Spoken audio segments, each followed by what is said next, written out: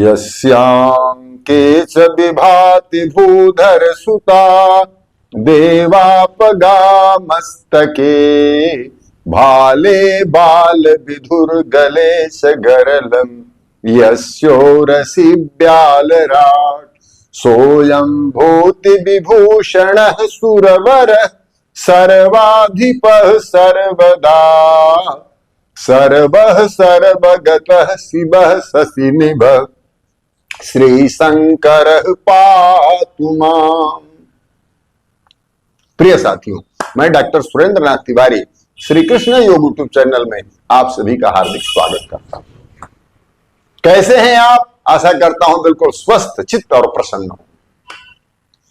आज हम करवा चौथ के विषय में बात करना चाहते हैं। हमारे यहां स्त्री के बिना पुरुष पूर्ण नहीं है, ऐसा कहा गया है। यत्र पूज्यन्ते रमन्ते तत्र देवता। बिन घरनी घर भूत का डेरा, ऐसा कहा गया। ऐसा क्यों कहा गया है? स्त्री और पुरुष दोनों मिलकर के एक इकाई के रूप में गृहस्थी को अपने धारण करते हैं और धारण करके गृहस्थी को संचालित करते हैं। स्त्रियां अपने पुरुष के लिए भक्ति करती हैं। कहा भी गया है, स्त्री के लिए कोई दूसरा धर्म ही नहीं बताया गया। एक ही धर्म एक व्रत नेमा काय वचन मन पति पद प्रेमा। इसी तरह स्त्रियां अपने पति की दीर्घायु की कामना से विभिन्न व्रत किया करती हैं। उन व्रतों में करवा चौथ तो प्रधान एक व्रत है और यह व्रत कार्तिक मास कृष्ण पक्ष चतुर्थी को किया जाता है। इस व्रत में कुछ नियम और बहुत ही उपयुक्त नियम और व्रत का कुछ उद्देश्य है। व्रत का उद्देश्य मात्र एक ही है, अपने पति की दीर्घायु की कामना से, अखंड सौभाग्य की कामना से इस व्रत को किया जाता है। लेकिन नियम है इसके लिए। सूर्योदय से पूर्व 2 घड़ी पहले तक कुछ भी खाया पिया जा सकता है। सूर्योदय के बाद तो कुछ भी नहीं लेना है, जल भी नहीं लेना है। निराजल व्रत किया जाता है और जब तक चंद्रोदय ना हो जाए, चंद्रमा को अर्घ्य न दे दिया जाए, तब तक कुछ भी ग्रहण नहीं करना चाहिए। चंद्रमा को अर्घ्य देने के बाद पति के हाथ से जल ग्रहण किया जाता है प्रथम। इसके बाद तो प्रसाद वगैरह ग्रहण किया जाता है। इस व्रत का ऐसा नियम और प्रभाव तो बहुत बड़ा है। तो इस वर्ष यह व्रत 20 अक्टूबर सन 2024 रविवार के दिन किया जाएगा, अर्थात शनिवार बटा रविवार की रात्रि। शनिवार की रात्रि भोर तक कुछ ग्रहण किया जा सकता है, लेकिन सूर्योदय होने के बाद कुछ भी नहीं लेना है। रविवार को कुछ भी नहीं लेना है।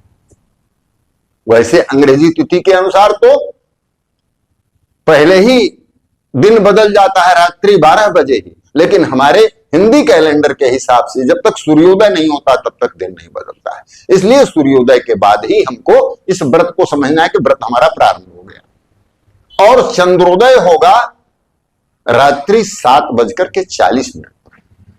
रात्रि 7:40 पर चंद्रोदय होने के बाद हम चंद्रमा को अर्घ्य देते हैं।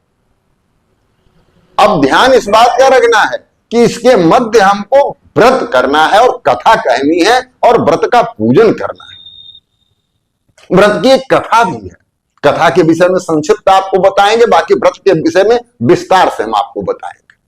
तो इसकी कथा यह है कि एक करवा नाम की बड़ी ही सुशीला धर्मपरायणा पतिव्रता स्त्री तुंगभद्रा नदी के तट पर अपने पति के साथ निवास करती थी। एक बार उनके पति जलाशय में नदी में तुंगभद्रा नदी में स्नान करने के लिए गए। वहां एक मगरमच्छ ने उनको पकड़ लिया। उन्होंने जोर से करवा को आवाज लगाई। करवा दौड़ती हुई वहां गई तो देखा मगरमच्छ ने पकड़ रखा है और उसके पति को खींच करके ले जा रहा है जल में। करवा एक पतिव्रता नारी थी। उसने अपने तपोबल के प्रभाव से एक धागा फेंक दिया उस मगरमच्छ के ऊपर और उस धागा को एक पेड़ में बांध दिया। उस उसके तपोबल के प्रभाव से वह मगरमच्छ टस से मस नहीं हुआ, हिल नहीं सका और उसका मुंह जैसे के तैसे बंधा रह गया। लेकिन दुर्भाग्य है, उसका पति भी उसी में फंसा था, उसके मुख में फंसा था, उसका पैर फंसा हुआ, नहीं निकल पाया। तब तक यमराज जी आए। यमराज ने कहा कि मैं तुम्हारे पति को ले जाना चाहता हूं, तुम यहां से हट जाओ, क्योंकि तुम पतिव्रता हो, तुमने अपने प्रभाव से बांध रखा है मगरमच्छ को। उसने कहा नहीं, आप मगरमच्छ को ले जाइए, हमारे पति को छोड़ दीजिए। यमराज ने कहा ऐसा हो नहीं सकता, तुम्हारे पति की आयु पूर्ण हो चुकी है। ने कहा नहीं, ऐसा यदि आप करेंगे तो मैं आपको शाप दे दूंगा। यमराज जी उस पतिव्रता नारी के शाप से डर गए और डर करके उन्होंने क्या किया, तुरंत उसका प्राण, मगरमच्छ का प्राण लेकर के चले गए, उसके पति को उन्होंने छोड़ दिया। स्त्रियां इसलिए इस व्रत को करती हैं कि हे कर्मा माता, जैसे यमराज के मुख से आपने अपने पति को बचाया, अपने सुहाग को बचाया, वैसे ही हे माता हम आपका व्रत करते हैं, आपका पूजन करते हैं, हमारे पति को भी दीर्घायु बनाइए, दीर्घायु प्रदान कीजिए, मुझे अखंड सौभाग्यवती बनाइए। इस भावना से वो व्रत करती हैं। तो आइए हम इस व्रत के बारे में आपको आगे बताते हैं, कैसे पूजन इसका किया जाएगा, क्या इसका विस्तार होगा। तो देखें हम यह पूजन कैसे प्रारंभ करते हैं, करवा चौथ माता की पूजा कैसे करेंगे। सबसे पहले इसके लिए एक हम चौकी का आसन लेते हैं। चौकी के ऊपर ये लाल वस्त्र हमने बिछा दिया है, ये लाल वस्त्र हमने बिछा दिया। अब इसके ऊपर एक अष्टदल कमल बनाएंगे। यहां हमने अष्टदल कमल बना रखा है, बहुत सुंदर, चावल से बनाने का नियम है, चावल से या गेहूं से भी बना सकते हैं। हमने अष्टदल कमल चावल से बनाया है, बना करके हमने कलश एक स्थापित किया है। आइए दूसरे नंबर पर हम क्या करते हैं, एक शिव परिवार का फोटो यहां लगाते हैं और इनको भी चावल के ऊपर ही स्थापित करेंगे, खाली ऐसे स्थापित नहीं करते। इसके साथ ही ध्यान रखना है, हमको करवा चौथ माता जिनका व्रत है उनकी पुस्तक भी स्थापित करनी है। यह भी हम थोड़ा सा चावल रख करके और इनकी भी स्थापना यहां कर लेते हैं, इनको भी हमने स्थापित कर लिया। अब आइए इस कलश के अंदर सबसे पहले हम क्या करते हैं, थोड़ा सा गंगा जल छोड़ेंगे और गंगा जल छोड़ने के बाद तो शुद्ध जल इसमें डालते हैं, इसको भर देते हैं। इसके अंदर क्या क्या छोड़ना है, तो सबसे पहले इसमें हम एक सुपारी छोड़ेंगे, एक हमने हल्दी की गांठ इसमें डाल दिया, थोड़ी सी रोली डाल दिया, गंध डाल दिया, थोड़ा सा दूर्बा डाल दिया और कुछ, और पंच पल्लव। पंच पल्लव का मतलब 5 पल्लव से युक्त आम का पल्लव, या यदि आम का पल्लव सुलभ नहीं है तो अशोक का भी पल्लव आप डाल सकते हैं, यह पवित्र पल्लव उसमें डाला जाएगा। यह सब हो गया। ये ध्यान रखिए, इस कलश को स्थापित करते समय ही इसके गले में हम मौली, कलावा, रक्षा सूत्र जो भी आप बोलते हैं उसको लपेटते हैं। कलश के ऊपर देखिए हमने स्वास्तिक का चिन्ह बना रखा है, आप भी स्वास्तिक का चिन्ह बनाएंगे और बना करके तब कलश स्थापित करके इसमें जो जो वस्तुओं को बताए हैं वो सारी वस्तुएं डाली जाती। एक सिक्का द्रव्य भी इसमें डाला जाता है। डालने के बाद अब कलश के ऊपर हम पूर्ण पात्र रखेंगे, इसमें चावल हो, गेहूं हो, कुछ भी हो, भरा हुआ हो, ये रखते हैं। रखने के बाद इसके ऊपर एक दीपक रखते हैं। ठीक इसी तरह से हमारा एक दूसरा कलश है, इसको करवा कलश कहते हैं। ये माता पार्वती, गौरी माता के लिए एक करवा कलश है। इसमें हम मिष्ठान्न भरते हैं, इसमें हम चिवड़ा डाल सकते हैं, किसी तरह की कोई मिठाई डाल सकते हैं और डाल करके इसके ऊपर भी एक पूर्ण पात्र रख करके और उसके ऊपर भी हम दीपक जलाएंगे। दूसरा कलश ये करवा कलश है, इसके अंदर भी मिष्ठान्न भरते हैं और इसके ऊपर भी एक पूर्ण पात्र रख करके और एक बत्ती इसके ऊपर भी प्रज्वलित करेंगे। ये हमारी तैयारी हो गई। अब देखिए हमारे सामने शिव परिवार है जिसमें गणेश जी हैं, माता गौरी हैं, भगवान भोलेनाथ हैं और कार्तिकेय भगवान हैं। साथ ही साथ उनके वाहन भी विराजमान। हम सबका संपूर्ण शिव परिवार का पूजन करेंगे। कैसे करेंगे, ये सब कुछ तैयारी करने के बाद तो जल लेकर के और 5 बार जल को ऐसे पोंछते हैं, घुमाते हैं चारों तरफ से और घुमा करके कहते हैं सपरिवाराय सांगाय सायुधाय सशक्तिकाय। हे भगवान, समस्त शक्तियों के साथ, समस्त परिवार के साथ, समस्त आयुधों के साथ, समस्त वाहनों के साथ हमारे पूजा को आप स्वीकार करें।